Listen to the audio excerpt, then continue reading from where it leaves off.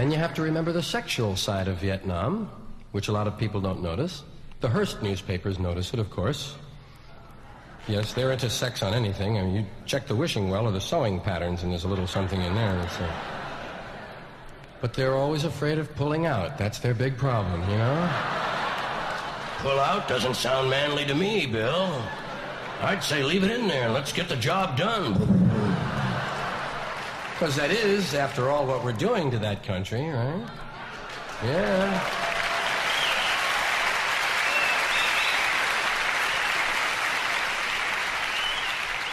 And we have always been good at that, you must admit. We took care of the blacks, took care of the Indians. I consider the South just another minority that was screwed by the U.S. government. I have no prejudice against them. They got it, too.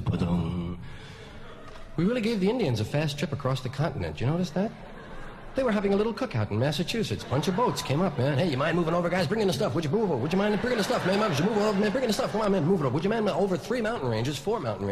Got them onto an offshore island, Alcatraz, right? Off the continent completely. They had to take the island to get it. Then we kicked them off there. I guess we're going to send them back where they came from. Yeah, we bought the Bering Strait theory, right? Put them welfare people to work filling in the Bering Strait and charge them Indians $1 a head to go home. It's a good, sound business solution. I love words. I thank you for hearing my words. I want to tell you something about words that I think is important. I love, as I say, they're my work, they're my play, they're my passion. Words are all we have, really. We have thoughts, but thoughts are fluid, you know.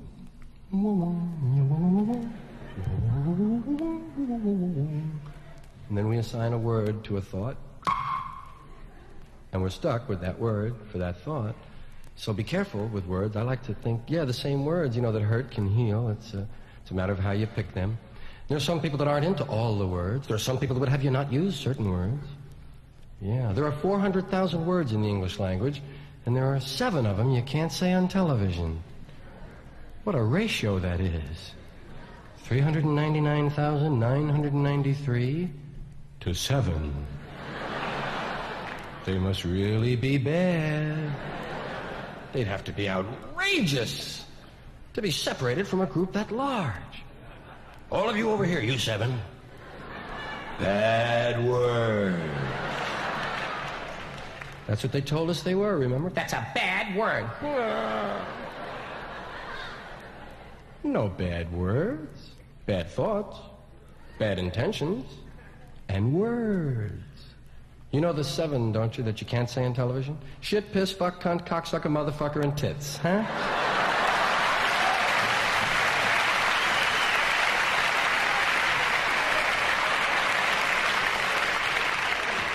Those are the heavy 7. Those are the ones that'll infect your soul, curve your spine, and keep the country from winning the war. Shit, piss, fuck, cunt, cocksucker, motherfucker, and tits. Wow. And tits doesn't even belong on the list, you know? Yeah. It's such a friendly-sounding word. Sounds like a nickname, right? Hey, tits, come here, man. Hey, tits.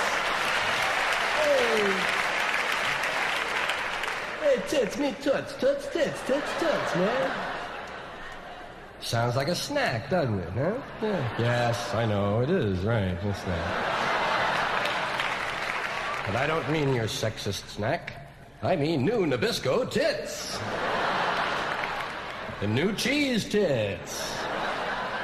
And corn tits and pizza tits and sesame tits, onion tits, tater tits. Yeah.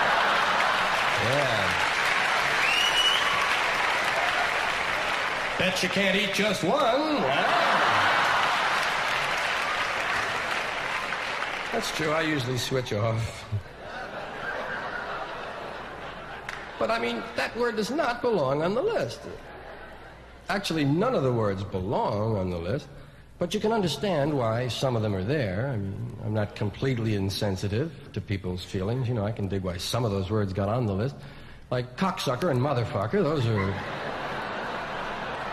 are heavyweight words, you know.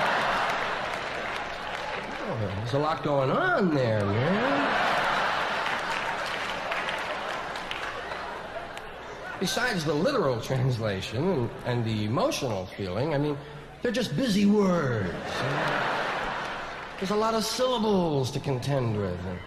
And those K's, those are aggressive sounds. They jump out at you, man. Cocksucker, motherfucker, cocksucker. Oh. It's like an assault on you, you know? So I can dig that, huh? Now, we mentioned shit earlier, of course, and two of the other four-letter Anglo-Saxon words are piss and cunt, which go together, of course, but forget that. Little accidental humor I throw there. Piss and cunt. The reason that piss and cunt are on the list is that a long time ago, certain ladies said, those are the two I'm not going to say. I don't mind fucking shit, but P and C are out. P and C are out. Which led to such stupid sentences as, okay, you fuckers, I'm going to tinkle now.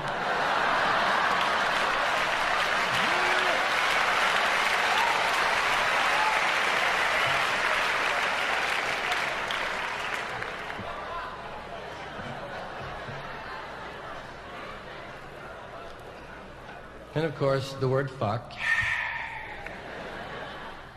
The word fuck, I don't really, well, here's some more accidental humor. I don't really want to get into that now. Because I think it takes too long. But I do mean that. I mean, I think the word fuck is a very important word. It's the beginning of life, and yet it's a word we use to hurt one another quite often.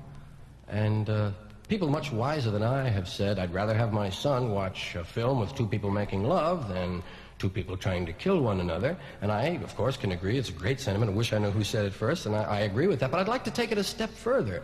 I'd like to substitute the word fuck for the word kill in all those movie cliches we grew up with, right?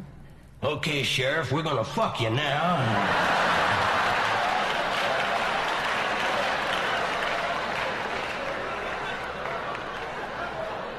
But we're gonna fuck you slow.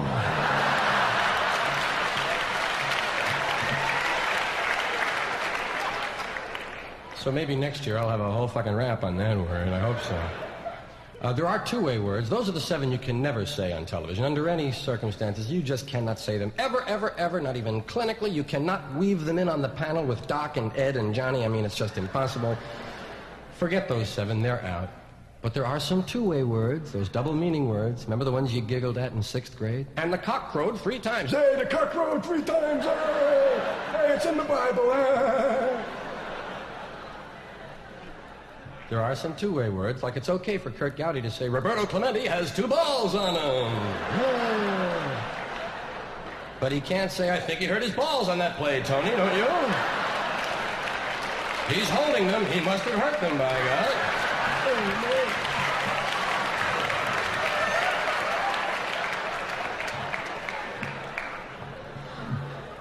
And the other two-way word that goes with that one is prick.